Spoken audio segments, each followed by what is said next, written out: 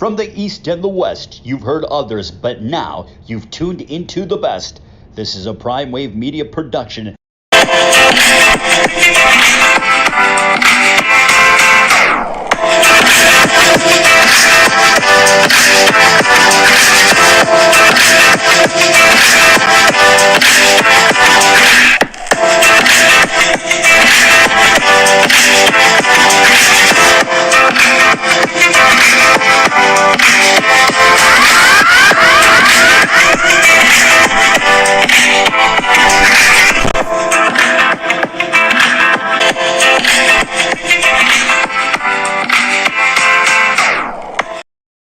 What's up, world? It's the one and only Pop DBacks, the Primetime Capper. I'm feeling good. I'm feeling great. And it is time for the premier sports betting show. And, man, it is a day today, man. It's a lot going on today.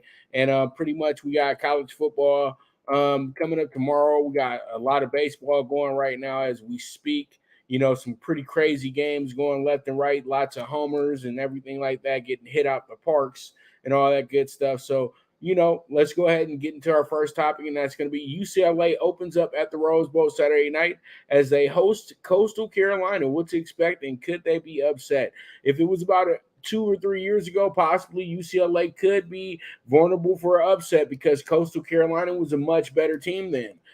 They had a guy who they felt was maybe an NFL-type quarterback at that time, and they just had a really good unit at that moment. And I think what they did was they sent a big message for the conference that they're in, the Sun Belt. You know, I just truly feel like that. And, you know, they had just stepped into FBS play and everything like that. So it was huge at the moment. But now when you really get to the gist of things, it's a little different. And as you guys can see, that's going to be the starter for UCLA. Mr. Gabbas will be starting for UCLA on Saturday. He's a redshirt junior, so he's waited a little bit of time for his turn. And, you know, the Bruins do have a freshman there who's a big elite freshman as well, too.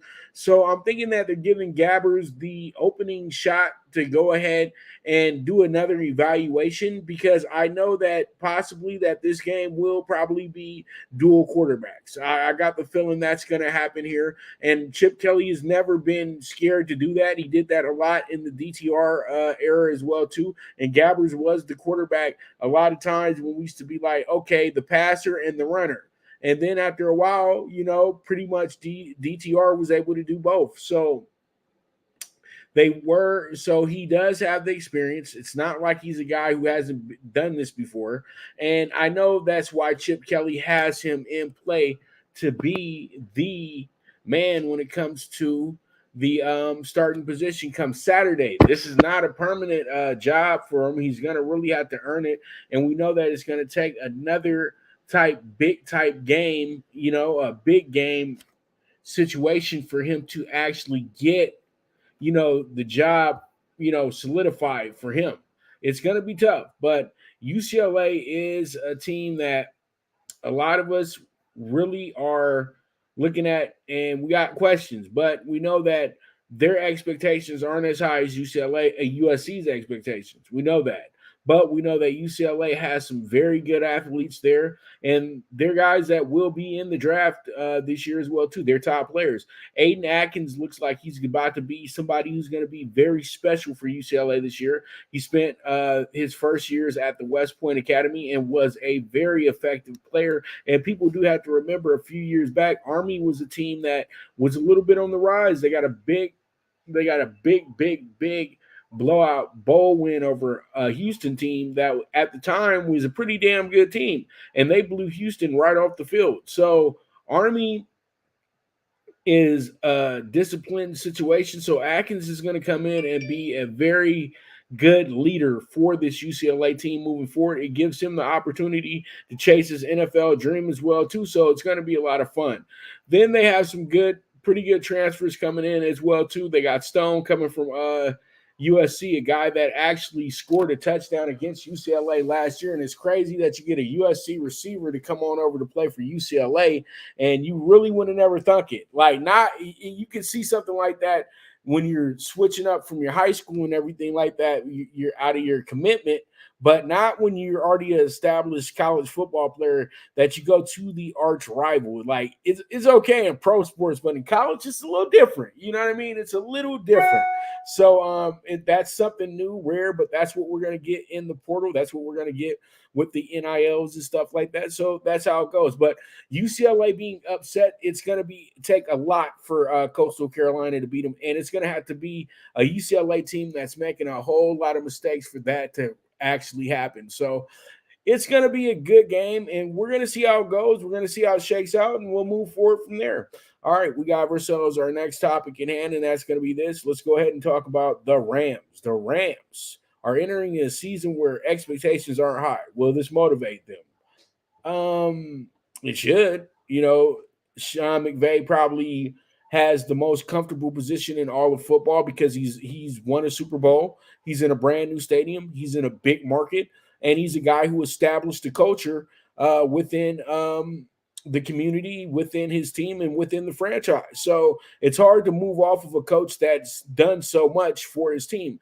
But when it comes down to actually performing as a elite coach, he's done very little. You know what I mean? I think that he's had elite rosters that he's been able to coach up very, very well because those guys are great players. But now he has a decent roster, a roster that is going to have to take a little bit more motivating for them to get over the top. That's the whole thing. Yes, you still have Aaron Donald, the best interior defensive player in the NFL. Yes, you still have Matt Stafford, future Hall of Famer. Yes, he's a hell of a player. Also, you still have Cooper Kupp, who's still is seen as a top 10, top 15 receiver, even coming off that injury. You know, before that, he was top 5, maybe top 3. He's looking to try to break some big records this year as well, too. So there's a lot of great things going on with the Rams playmakers, but they don't have the support system for those playmakers, in my opinion. The offensive line is going to be one of the worst that the Rams have had over the last few years. Also, they don't have much in the backfield either. I know they still have Cam Akers, but he was a guy that was in and out the doghouse with McVay last year. And there's just a lot of things that you question with the Rams. After Aaron Donald, who do they truly have on defense? They've already gotten rid of they already got rid of Jalen Ramsey. You know, they let Von Miller walk years ago. So it's just, you know, the Rams are in a rebuild. Is it going to be a slow rebuild? Is it going to be something that they're going to build off of every single week? At this point in time, when you look at this Rams team, I know I'm going to talk a lot more about them tomorrow because we are going to have NFL bet exchange tomorrow instead of Friday because Jeff is busy on Friday. So when it comes down to how I see it, at the end of the day, this is going to wind up being a Rams team that's going to be a week-by-week situation, and you can't look at this Rams team as a team that's going to be a dominant team, and you can't look at them as they're going to be a bad team because they still have a quarterback that's better than most of the NFL. Even though he's kind of broken, even though he's at the twilight of his career, you much rather have him as your quarterback than the situation that's going on in Arizona. You know what I mean? So pretty much you do have Matt Stafford in place as a leader you can trust, but is he going to be durable enough? That's the biggest question when it comes down to the Rams season. I feel like that's the make or break situation for the Rams coming into this year. And by not giving Matt Stafford a couple reps in preseason, I start to question kind of how is he going to really look coming in for the opener. I think he's going to be a little rusty. You know what I mean? It's going to take a lot to catch back up with the rhythm of things as well, too. I know guys are in practice, guys are training, everything like that, but I felt like he's been able to take a break the whole summer because possibly he's still recovering from that injury, which was very significant. So we will see. But the Rams are in a tough position this year. This is an adversity season. And will they step up to the plate in this type of situation? That's the biggest question that not just I have, but everybody has. So we'll see how it goes. Sean McVay should be able to steer this thing in the right direction and not make himself look too bad. Because if he does, then that hot seat that he wasn't sitting on, oh, it's going to become hot, and it might become scorching. So let's go ahead and move forward, and let's jump into our next topic at hand, and that's going to be this. It's going to be Team USA rolls into a 110-62 win over Jordan. Now are 3-0 in pool play. Will this team win it all? It's looking like it. They have the right chemistry. They have the right players in place. You know, you don't have too many all-stars. You don't have too many role players. You don't have too many up-and-coming players. You have just the right blend of players. You know, when you bring in a guy like Hart, you know, you're saying to yourself, okay, we're looking at role players. When you bring in Austin Reeves, we're looking at role players. When you're looking at Ant, you're looking at future stars of the NBA. Brandon Ingram, same thing. Future stars of the NBA. Tyrese Halliburton, same thing. Bobby Portis, high-end role player. And see, when you start mixing up this group and within the chemistry, everything works out well, because in today's NBA, you can't put all the stars on stars together anymore, because guys do the same exact thing, and that's will hinder your team. That will hold your team up. Then it'll be a guy that has to say, okay, you know what, I'm still going to get my 30 shots because I don't like this guy right here.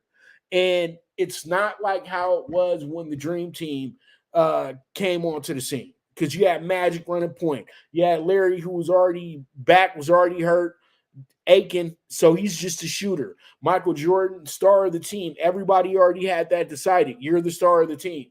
So I feel like this group has possibly went ahead and taken that same attitude as well, too. You know, Charles Barkley was another star of the team.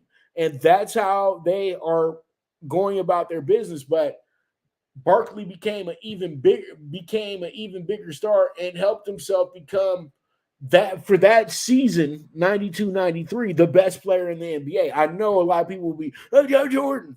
No, but he won the MVP and he played stellar basketball, and everybody on that Dream Team said that Charles Barkley was the best player when the summer ended. So you can't argue with the guys that played with him. That's the whole thing.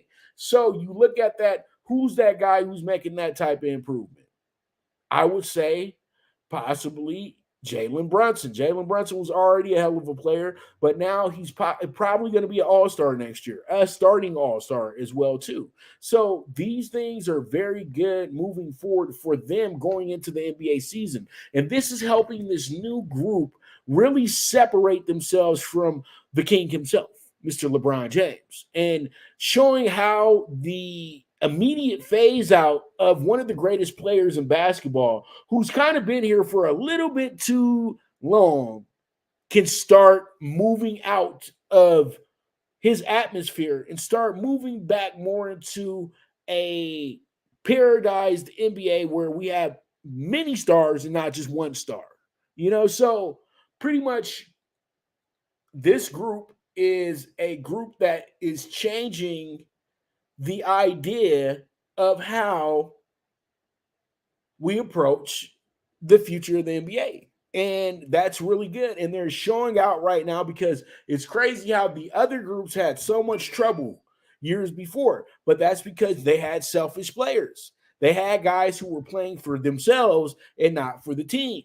Somebody came in here and said that, okay, we're playing for the USA, so we can't embarrass ourselves. We have to play as a team. We have to play like little kids again. We got to be those kids that played in the rec center that all just like passing the ball to each other. We're the squad, you know, and that's how basketball can be such a beautiful sport if you can put everybody on the same wavelength. And that's exactly what Team USA has done at this point. They're playing great basketball.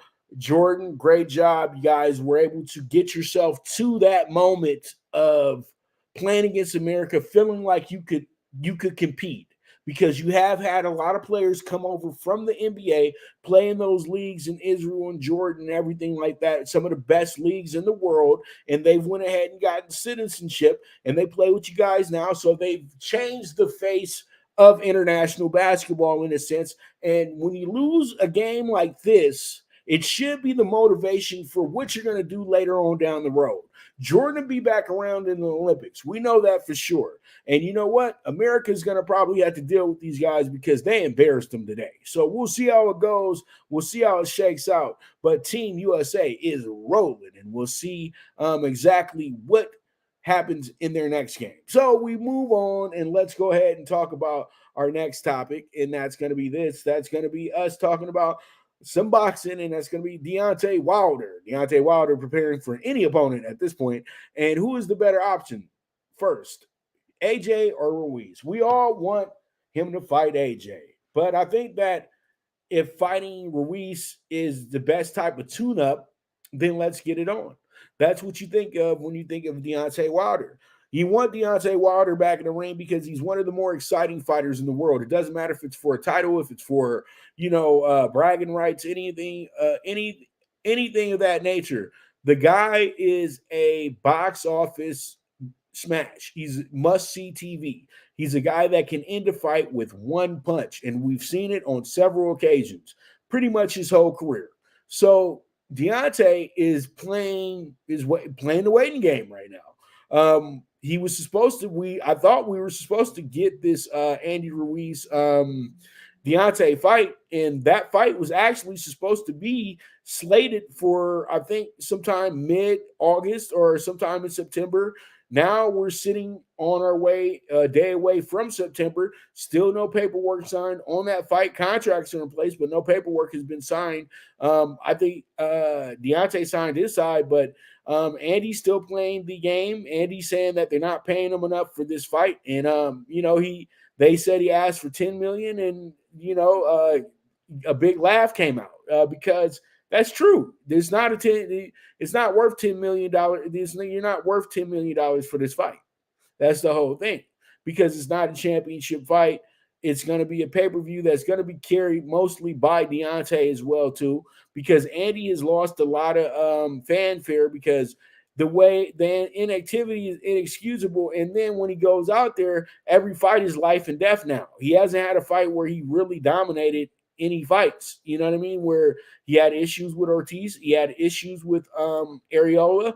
And, those are actually his last two fights. And, sometimes guys just don't have it anymore once they get the money. And that's kind of what we see now with Andy Ruiz. He got beautiful things now. He got ranches, cars, houses, things that he did not have when he wasn't fighting guys like AJ. I know this. I saw when he came up to fight the Russian over at Carson. I read something Vinko. But the thing is, and I interviewed him too. That's what's making me real sad. But when he came to Inglewood that day when we were at the hotel, it was like he was a normal guy. You know what I mean? It was almost like he was an opponent. And pretty much now it's big time stuff. He was able to acquire a mass amount of money, but that money has been spent up pretty quickly as well too. There's a lot of people to pay for.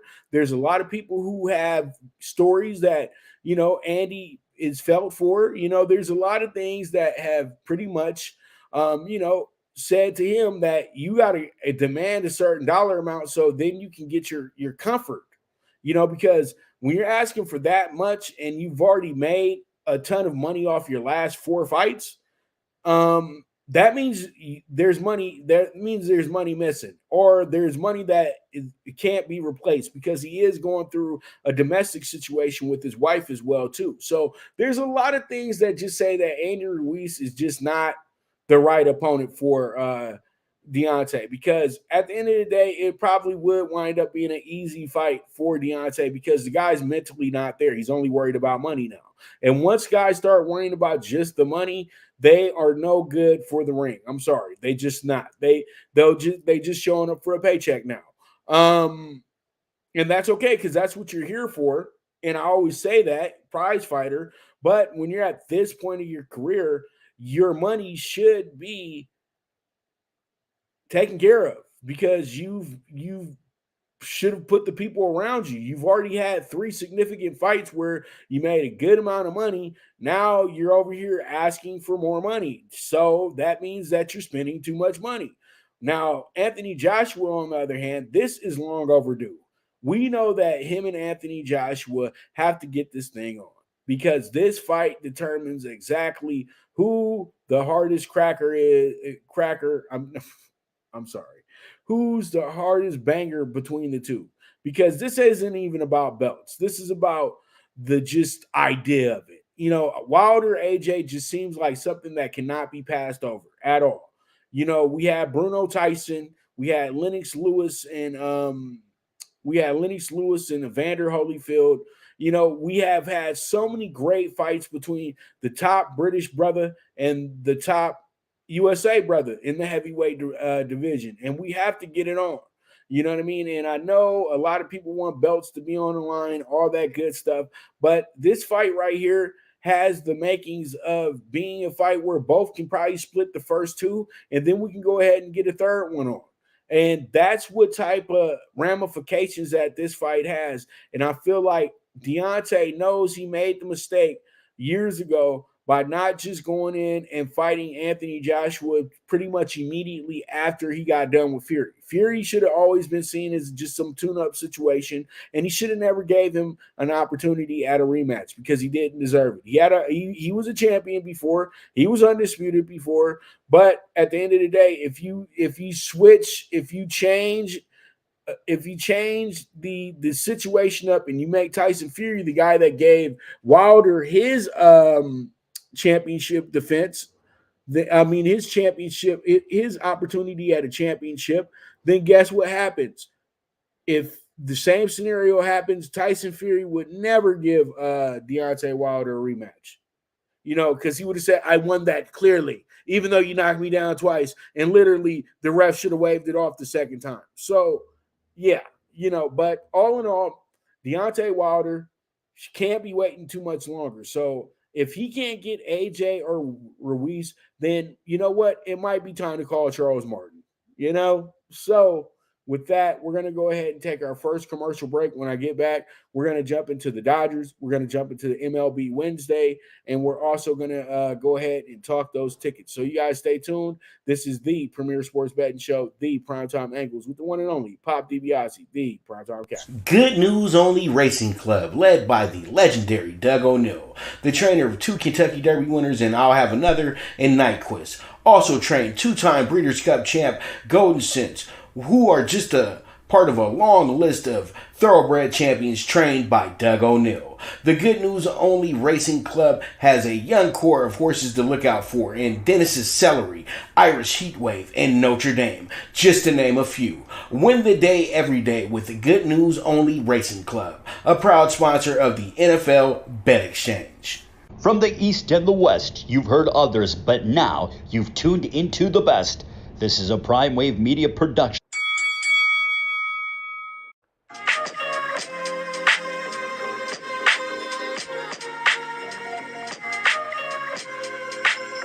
Tune into Big Wave Boxing every week with a brand new guest with the one and only Pop DiBiase, the Primetime Capper, getting the best boxing stories, best boxing angles, and the truth when it all comes down to the sweet science.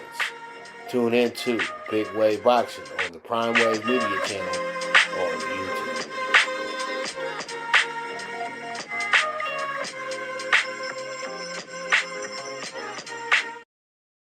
All right, we're back with the Premier Sports Betting Show, the Primetime Angles, with the one and only Pop DiBiase, the Primetime Capper. So let's go ahead and jump into our next topics, and that's going to be the Dodgers. And the Dodgers are absolutely cooking right now, and they are it's amazing right now how good this team truly is.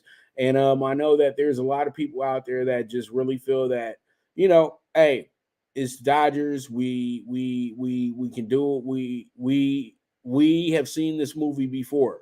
You know, we Dodger fans possibly knew that, yeah, they're going to step it up. They're going to have a big August, big July. Once they get past the All-Star break, the Dodgers just gonna cut it on. Then they'll make a trade at the deadline to get the correct player. You know what I mean? And that's what they did. They got 4 players who wound up being very valuable to the team, and removing players from the team that weren't any good for the team. You know what I mean? That were holding the team up, that weren't playing good baseball. Instead of embarrassing Noah Syndergaard, they traded him to Cleveland. Cleveland embarrassed him. You know what I mean? So the Dodgers are just rolling. That's all they can do right now. Rolling. That's it. And that's all. The Dodgers are about their business during the regular season. But the biggest hiccup with the Dodgers is, what do they do during the postseason? That's the biggest question. The Dodgers this year, though, I kept telling you guys this all season. The Dodgers needed to go through the fire. They needed to go through the issues. They needed to really go in there and deal with the rough part of the season, instead of coasting all season long. The Dodgers have not had the privilege to coast all season. Right now, you would say that they're coasting. I would say that they're floating, because they have figured it out. When you have 2 of the top hitters batting 1 and 2 in your lineup, it's going to be tough to beat you. And then when you back that up with Will Smith, who's probably the best hitting catcher in baseball, that's even better. And then Muncy, even though he's just above the Mendoza line, he's still a power hitter. And he still has hit 30-some-odd home runs this year. And he's only batting 205. And then you add in the Outmans of the world, and I keep mentioning them. You know what I mean? I keep mentioning them, but Jason Hayward, very valuable player, Kike as well, too. So the Dodgers just got things going in the right direction. Last night, they won 9-1. Mookie was able to kick things off last night with another, big shot, because Mookie and them homers, baby. I'm telling you, Mookie is blasting these homers out. And Mookie actually had a 443 foot shot to deep left center last night. And Will Smith backed that up with a home run that almost went 400 feet as well, to the deep left. So they just were killing it last night. And they only gave up 1 run last night. Corbin Carroll hit a home run, so what? But, they are playing just magnifico baseball. I'm looking at the stats now, and it's just awesome how good this team has been. And Freddie Freeman didn't even get a hit last night. He's still 337, and he's not that far behind Arias as well, too. And he's really chasing that batting average record for this year, too, that batting average trophy.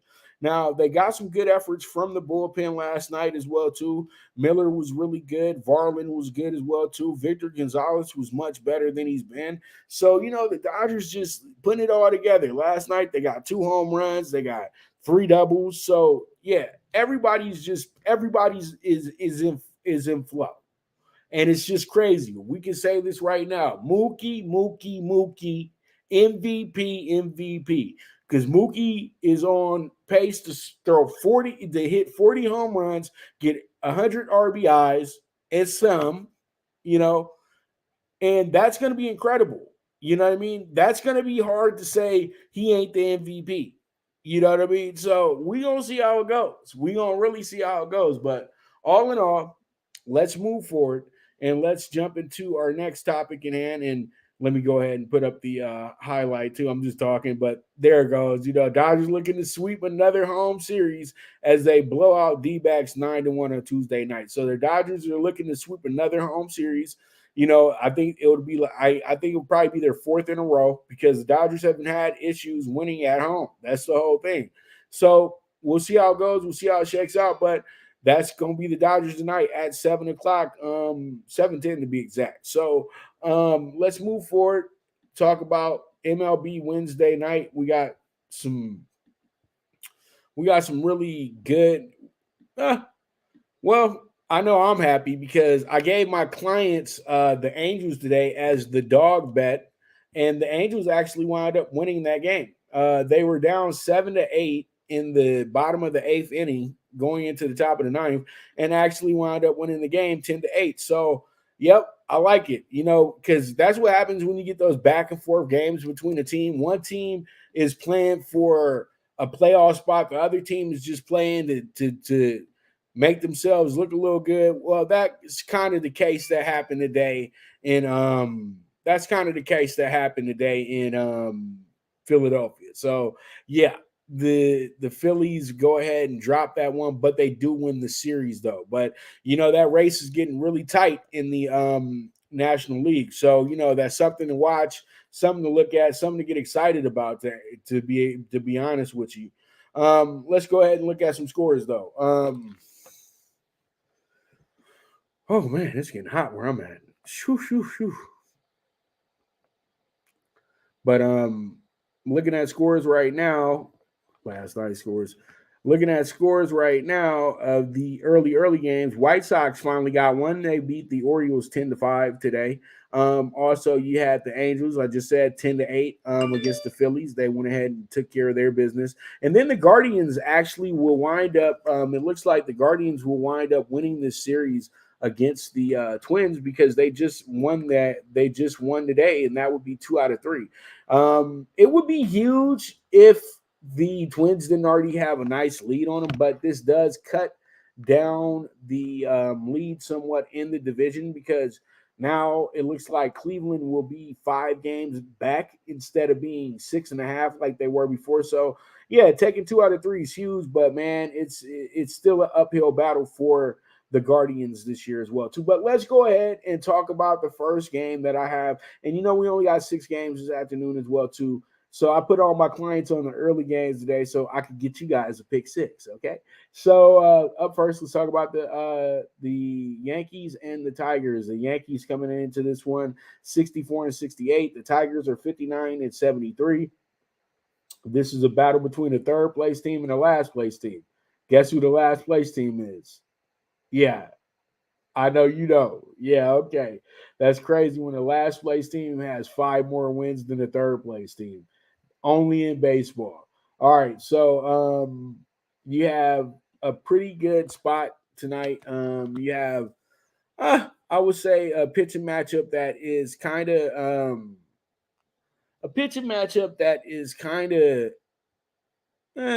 it's okay. It's not, Cy Young versus Roger Clemens or anything, but it's a pretty decent matchup tonight. And I could say this. I could say that Garrett Cole, possible Cy Young winner this year. I know he would hate to win a Cy Young in a season how they've been playing this year, but, at the end of the day, you just got to deal with it, right? And so pretty much you got Garrett Cole, whose ERA is 2.95, struck out 181 batters this year as well, only giving up 43 walks. So, man, he has some incredible numbers, man, for a guy that has to go through this in the Bronx. But we know that it seems like every other game he'll pitch real well, then the next game he'll get a little shellacked. Tonight, I feel like, in this series, the Yankees have kind of turned it on because they know that it's pretty much it. The dance is over. Now guys are playing for their spot to stay in New York. And I like tonight. I like the under. That's what I like tonight. I think the under will be a strong play in this spot. So we'll see how it goes. We'll see how it shakes out. And we'll go from there. But there is no more playoff ramifications really for the Yankees because they would have to win like a lot of games to even think about the playoffs. Like they would have to win a lot of games in the next few weeks to think about the playoffs. So just put that in your pipe and smoke it. You know what I mean? So it is what it is. But we running kind of slow right now. So pardon me. We running a little slow right now. Damn. So yeah. But we move forward. Let's go ahead and jump into the Rangers and the Mets. That's our next game up. Rangers and Mets. This is going to be a very, very it's going to be another game where you can't get too excited about the favorite because you have to understand the underdog, the team that is out the playoffs has nothing to play for. Only thing that they're playing for is to be a spoiler. And if you're going to be the spoiler, then this is how you go about it. But tonight, I think what happens in this game is going to be more about the batters hitting than anything. So what I'm going to do here is I'm actually going to go ahead and put this one down as the Rangers winning this game by 2 or more runs. I like them with the plus 110 tonight. They got one of their better pitchers on the mound as well too. And the Mets, they were able to get their rocks off a little bit in the series, but the Rangers know that they can't mess around. Now they're tied back up for first place, but Seattle owns the tiebreaker at this point. So, but Texas is back in, but Texas is feeling good though about themselves. But still, this is a must-win situation for the Rangers tonight.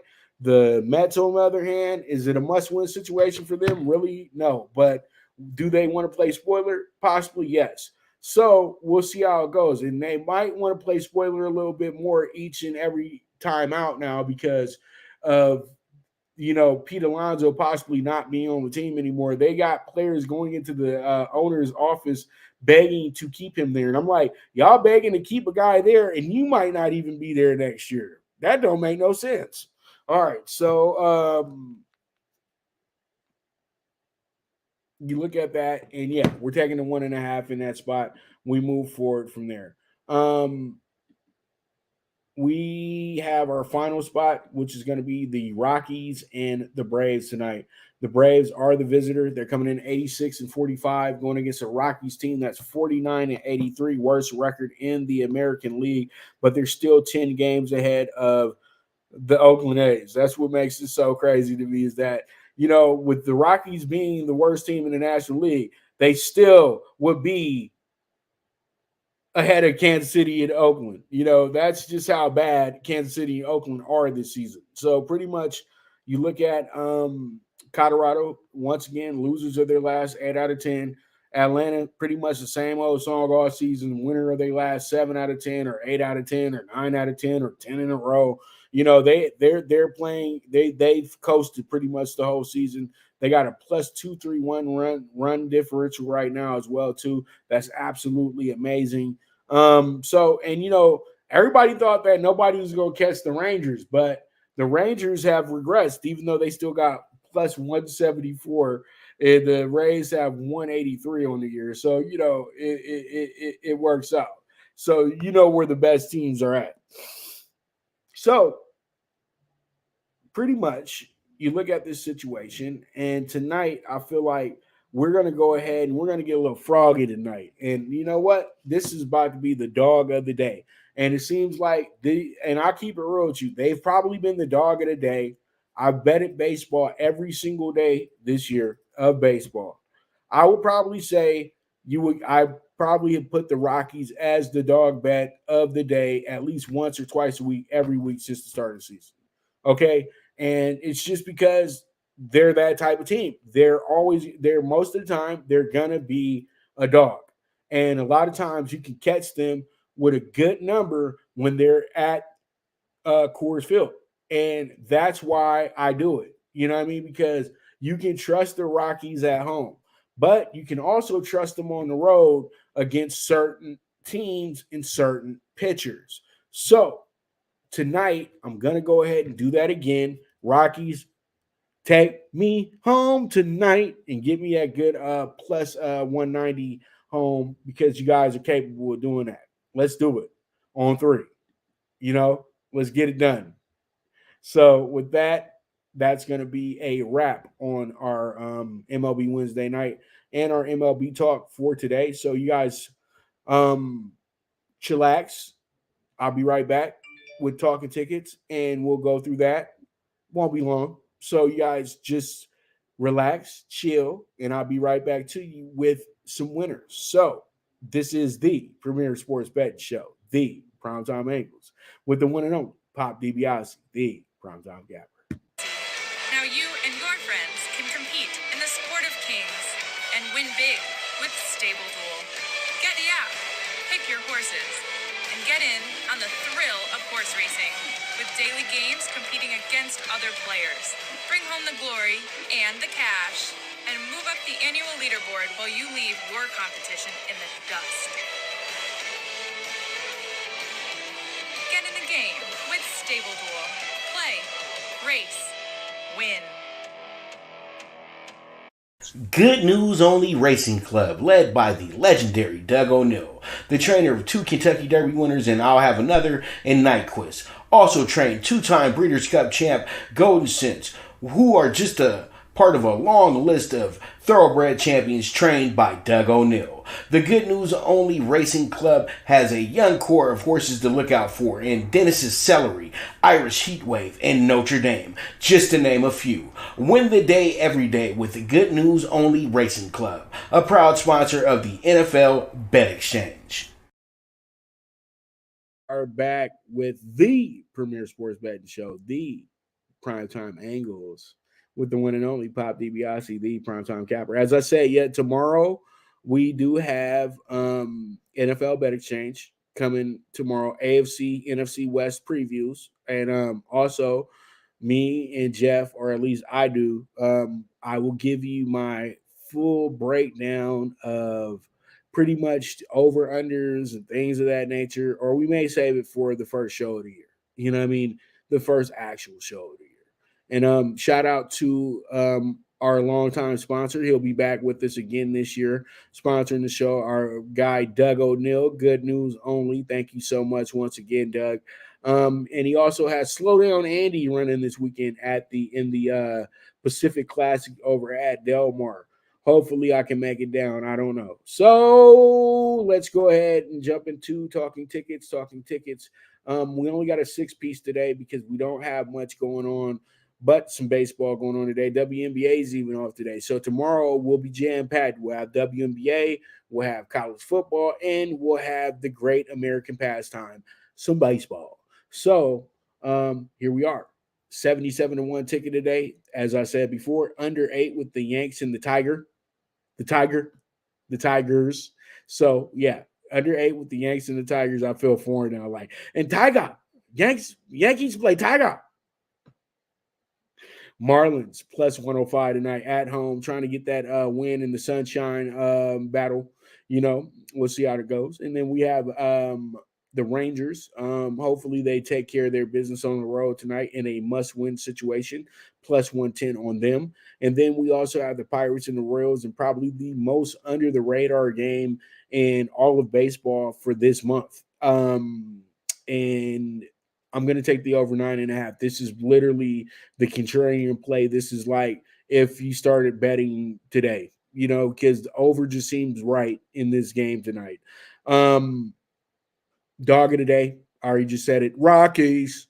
We're going to try to get this Rocky win over at Coors Field, so plus 190 on the Rockies today. And then we got the Diamondbacks minus 135 on the run line, plus 1.5 in a must-win situation for them today. So we'll see how it goes. We'll see how it shakes out, and we'll go from there. And I know you guys are looking at me, but the Dodgers, I know. But you know what? The Dodgers are 14.5 games up now. You know what I mean? Literally, if they were to lose the game tonight, it would be okay. It's not going to end the season. You know what I mean? And yeah, I'm not saying they're not going to play hard tonight, but let's just say they keep the Diamondbacks keep the game close. Okay, you know what I mean. So with that, I want to thank you guys so much for tuning in today. I'll be back tomorrow. Jam-packed day coming up tomorrow. We got NFL Bet Exchange. We got Primetime Angles coming on before NFL Bet Exchange. And then we got the 4 o'clock show with none other than the man himself, Mr. Mike Abadir. And that's going to be the Mike Abadir show on Voice America. So you guys can tune in to Voice America, digital radio, all that good stuff, online radio, internet radio, whatever. And you guys can actually call in. So I'm going to get the number from Mike tonight, and I'm going to go ahead and give you guys the phone number on tomorrow's show. So possibly you guys want to call in. We can rap a little bit. So with that, I thank you guys once again for tuning in. And this is the Premier Sports Betting Show, the Primetime Angles with the one and only Pop DiBiase, the Primetime Capper. And as I always say, bet with your head, not with your heart. The movement is moving. And I am Gone.